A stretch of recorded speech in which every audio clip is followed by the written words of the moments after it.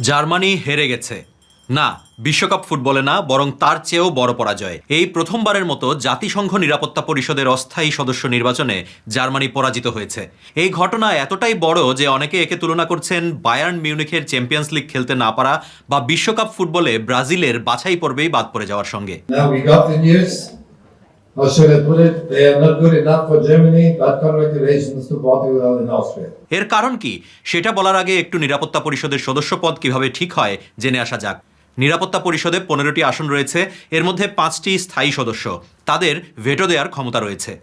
বাকি 10 অস্থায়ী সদস্য নির্বাচিত হয় 2 বছরের জন্য। বিভিন্ন অঞ্চলের প্রতিনিধিত্ব নিশ্চিত করার জন্য চালু রয়েছে কোটা পদ্ধতি। আফ্রিকা থেকে 3টি আসন, এশিয়া প্যাসিফিক থেকে 2টি, লাতিন আমেরিকা থেকে 2টি, পশ্চিম ইউরোপ ও অন্যান্য থেকে 2টি, পূর্ব ইউরোপ থেকে 1টি আসন বরাদ্দ থাকে। এইবার পশ্চিম ইউরোপের গ্রুপ থেকে 193টি সদস্য রাষ্ট্রের গোপন ব্যালটের ভোটে পর্তুগাল ও অস্ট্রিয়া টপকে গেছে জার্মানিকে। Required two-third majority, 127. Number of votes obtained, Portugal, 134. Austria, 131. Germany, 104. কাকতালীয়ভাবে জার্মানির এই প্রথম ঐতিহাসিক পরাজয়ের ঘোষণাও এসেছে একজন সাবেক জার্মান পররাষ্ট্রমন্ত্রীর মুখ থেকেই। এই ঘটনা কতটা হতাশার সৃষ্টি করেছে সেটা দুদিন আগে সাধারণ পরিষদের পরবর্তী প্রেসিডেন্ট নির্বাচনের ফল ঘোষণার সঙ্গে নিরাপত্তা পরিষদের সদস্য নির্বাচনের ফল ঘোষণায় তার মুখের অভিব্যক্তি দেখলেই বুঝতে পারবেন। এখন পর্যন্ত জার্মানি 6 বার নিরাপত্তা পরিষদের সদস্য নির্বাচিত হয়েছে। সাধারণত প্রতি 8 বছর পর পর জার্মানি এই সদস্যপদের জন্য লড়াই করে। জার্মানির এই পরাজয়ের পেছনে বিশ্লেষকেরা কয়েকটি কারণ তুলে ধরেছেন, তবে এর মধ্যে অন্যতম জার্মানির পররাষ্ট্রনীতি। We have always taken a clear position on positions not all UN member states share.